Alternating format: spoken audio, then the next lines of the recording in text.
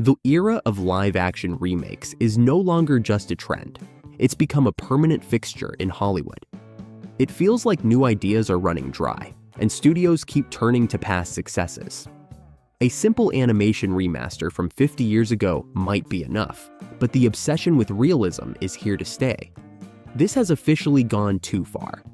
A live-action remake of a 70-year-old animated classic might still make sense. But just months before Moana 2 hits theaters, Disney is already filming its live-action remake, with Dwayne "The Rock" Johnson reprising his role. And that's not all.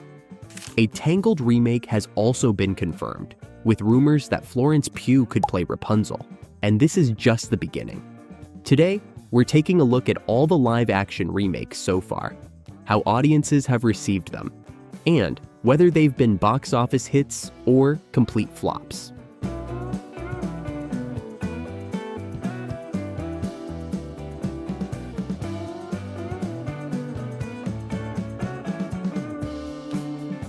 Going back in time, the first production that could be considered a live-action adaptation dates back over 100 years. It all started with Alice's Wonderland and the Alice comedies, early short films that combined live-action actors with animated drawings in Walt Disney Studios. This technique was later perfected in films like Who Framed Roger Rabbit and Space Jam. However, despite their success, this hybrid style was unfairly abandoned, left behind as just a transitional phase on the way to the new era of computer-animated films. There's often confusion about which film was the first true live-action remake, and, surprisingly, Disney wasn't the pioneer. The Jungle Book, originally published in 1894, is a collection of short stories by British author Rudyard Kipling, who was born in India. Disney adapted the story into an animated film in 1967. While it wasn't the most faithful version, it became the most well-known. However, an earlier live-action adaptation had already been released in 1942. Then, in 1994, Disney released Rudyard Kipling's The Jungle Book, which some consider to be the first live-action remake. But here's the catch: it wasn't actually a remake. Instead, it was more of a sequel to Disney's 1967 film. A similar situation happened with Steven Spielberg's Hook, 1991, where Robin Williams played an adult Peter Pan. A vastly different take from Disney's 1953 animated version.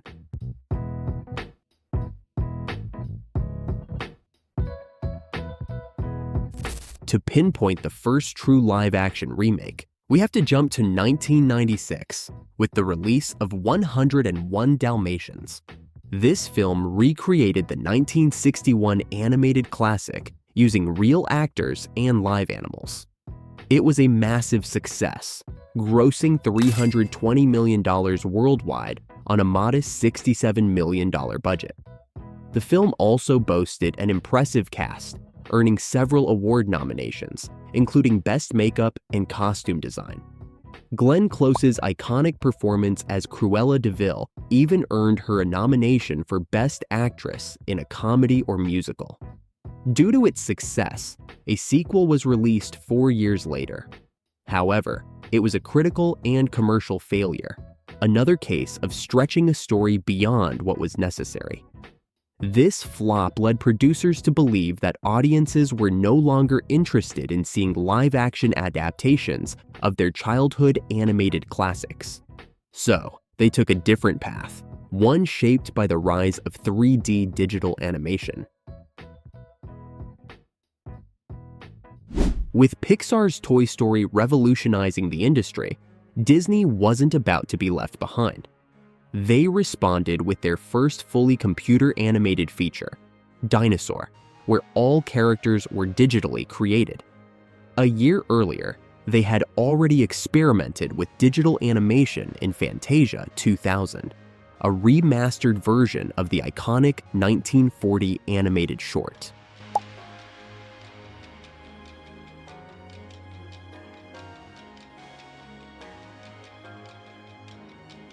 Pixar was leading the way in this new golden era of animation, delivering hit after hit. While Pixar and Disney had a business agreement in which Pixar employees handled production, while Disney provided funding, marketing, and distribution, tensions grew over revenue sharing and copyright ownership. This conflict lasted until 2006, when Disney officially acquired Pixar for $7.4 billion. With animation thriving, it would take another decade before Hollywood returned to live-action remakes.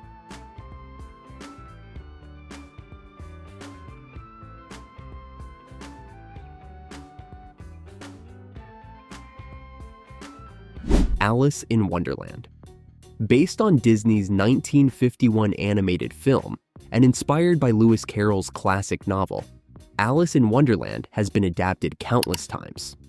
The original story consists of two parts, but despite its fame, Disney's animated version was never one of the studio's biggest hits, barely breaking even at the box office. While Tim Burton's version tells a similar story, it makes significant changes. Alice is now an adult, and new characters are introduced. Adaptations of Alice in Wonderland date back as far as 1903, with silent black and white versions, followed by a star-studded 1933 production. The reason for so many adaptations? Lewis Carroll's works entered the public domain 50 years after his death, making them free for anyone to use. Tim Burton's Alice in Wonderland was a massive success, featuring his signature dark and whimsical style, stunning makeup, and a star-studded cast. With a $200 million budget, the film grossed over $1 billion worldwide. It was popular enough to justify a sequel, but like most follow-ups, it flopped.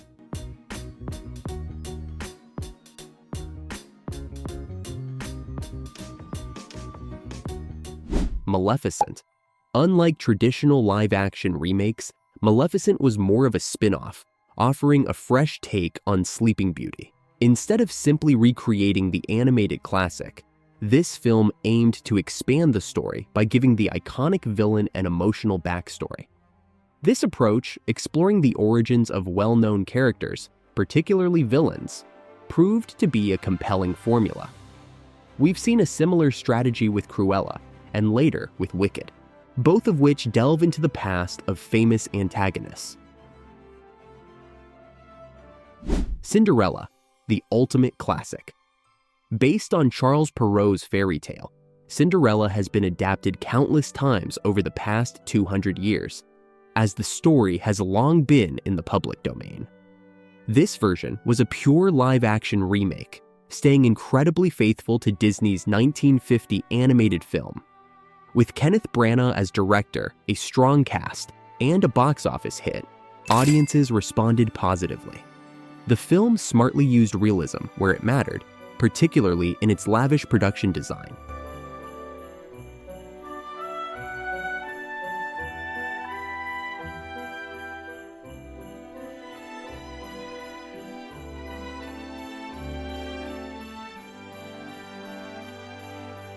The Jungle Book. As mentioned earlier, Disney had already released a live-action Jungle Book in 1994, Rudyard Kipling's The Jungle Book. But since that version was more of a sequel than a remake, it didn't quite resonate with audiences. In 2016, Disney went back to the original 1967 animated film, bringing it to life in a stunning CGI-heavy production. Unlike previous remakes, this film had a major challenge: making the animals talk while maintaining realism. This marked the beginning of a new phase for live-action adaptations, the era of hyper-realistic CGI animals. Some viewers felt they went overboard, especially with the enormous King Louis, but there's no denying that his scene was one of the most memorable in the film. Directed by Jon Favreau, The Jungle Book was a massive success, earning over 5 times its budget and featuring a strong voice cast that helped bring the characters to life. Beauty and the Beast. Despite initial doubts about director Bill Condon, Beauty and the Beast surprised audiences, becoming a massive box office success. It is now Disney's second highest-grossing live-action remake. This film faithfully recreated the beloved 1991 animated classic, while also drawing inspiration from the 1994 Broadway musical. The biggest differences? Expanded character backstories and deeper character development. The blend of live-action performances with CGI animation was executed beautifully. A significant part of the film's success came from its music, featuring performances by Celine Dion, Ariana Grande, and John Legend. However, the movie also stirred controversy over Disney's first openly gay character, a moment that some felt was a bit forced.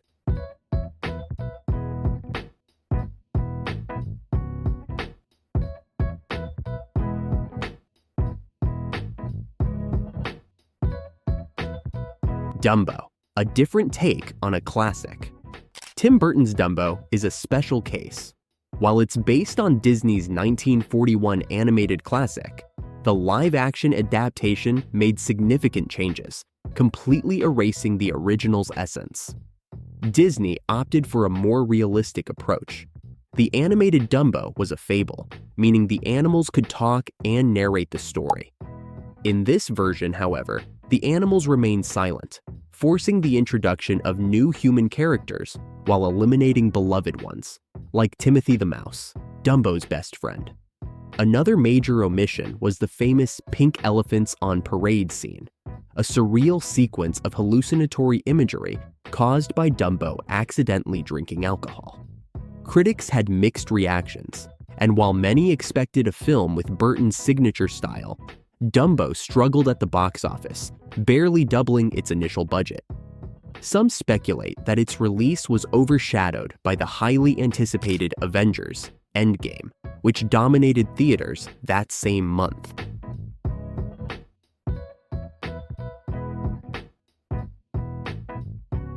Aladdin, a surprisingly huge success. When Disney announced a live-action adaptation of Aladdin, expectations were lukewarm.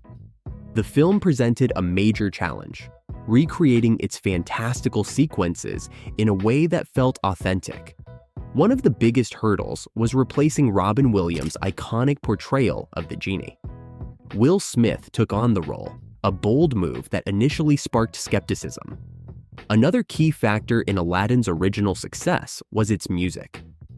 A Whole New World even won a Grammy in 1992.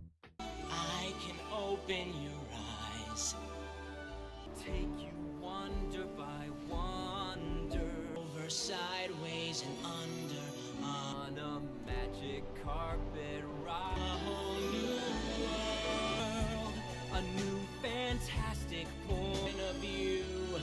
No. The live-action version expanded Jasmine's backstory, giving her a stronger narrative arc and adding new musical numbers. While reviews were mixed, the film was a massive financial hit, grossing over $1 billion worldwide on a $183 million budget.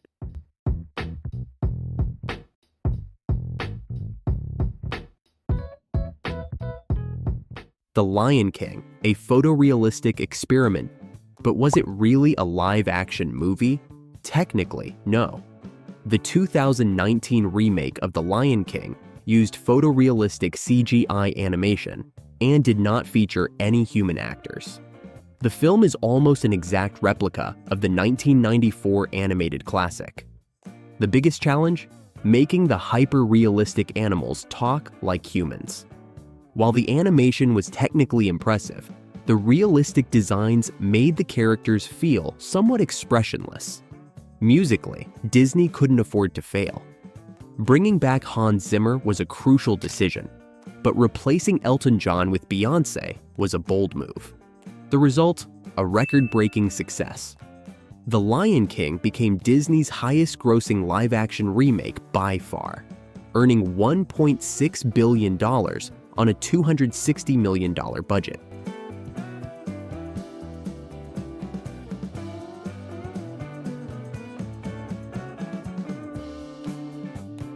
Lady and the Tramp, the streaming era begins.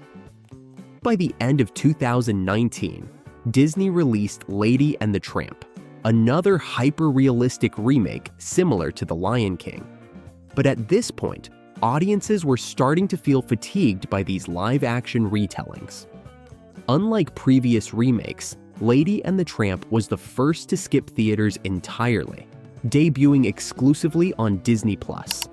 This marked the beginning of a new era, where live-action remakes were no longer guaranteed theatrical releases.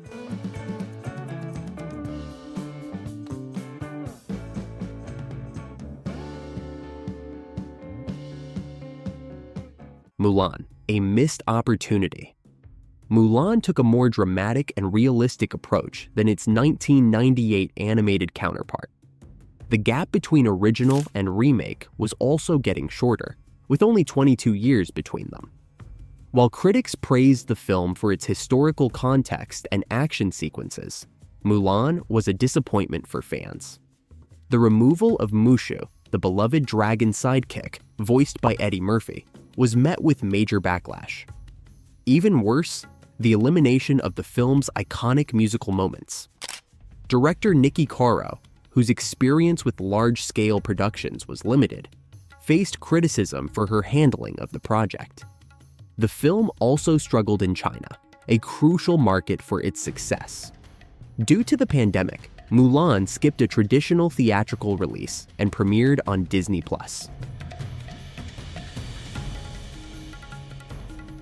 Pinocchio, a total misfire. The 2022 remake of Pinocchio was one of Disney's biggest live-action failures.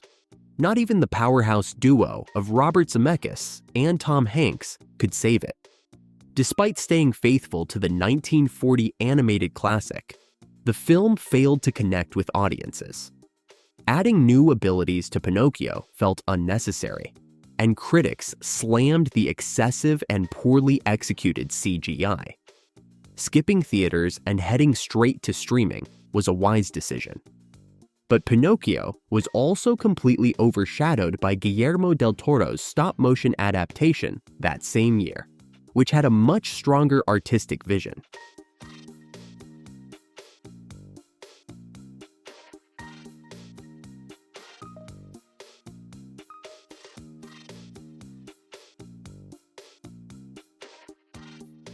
Peter Pan and Wendy, a directionless adaptation.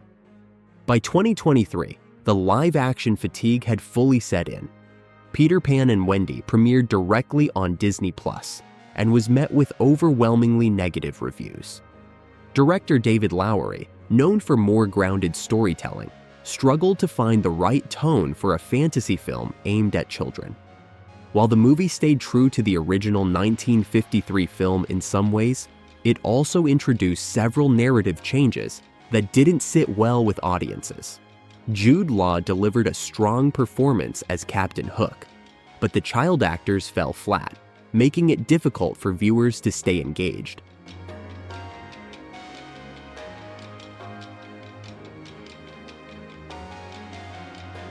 The Little Mermaid, controversy and mixed results. From the moment The Little Mermaid was announced, the film faced constant controversy over casting choices. But despite the online backlash, audiences received the movie fairly well, with respectable ratings. However, its box office performance wasn't as strong as Disney had hoped. One of the film's strengths was how it deepened the characters, moving beyond outdated tropes.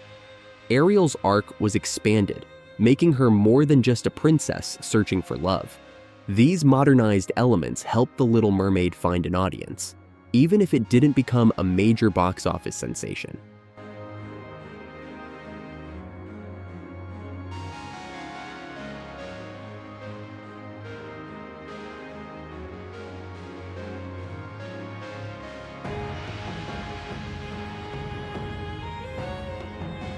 While Disney isn't the only studio making live-action remakes, it was the first to truly capitalize on the trend. Most classic animated fairy tales are tied to Walt Disney, not because the company created them, but because they took ownership of these stories and made the most successful versions. And this trend isn't exclusive to animated films. Hollywood has been remaking video games for years. In the TV world, some adaptations have been even more successful, like the recent Fallout, The Last of Us, and the award-winning Arcane. Even Dreamworks Animation is jumping on the bandwagon. This year, they're releasing a live-action adaptation of How to Train Your Dragon, one of their biggest hits from 2010. If it succeeds, we could see an entirely new wave of Dreamworks live-action remakes. Would they dare to bring Shrek, Madagascar, or Kung Fu Panda into the real world? As for Disney, their list of upcoming remakes seems never-ending. For younger generations who haven't seen the originals, accuracy might not even matter if the goal is to entertain or spark enough curiosity to get people watching the original on Disney+. Then, mission accomplished. This is what many now call selling nostalgia. The real question is, how long can they keep pulling from the past before they run out of classics? Disney's catalog is massive, but it's not infinite. And that wraps up our look at Disney's live-action remakes. But there are plenty more examples out there. If you know of any non-Disney live-action remakes, drop them in the comments. And if you enjoy this kind of content, don't forget to like and subscribe. See you in the next video.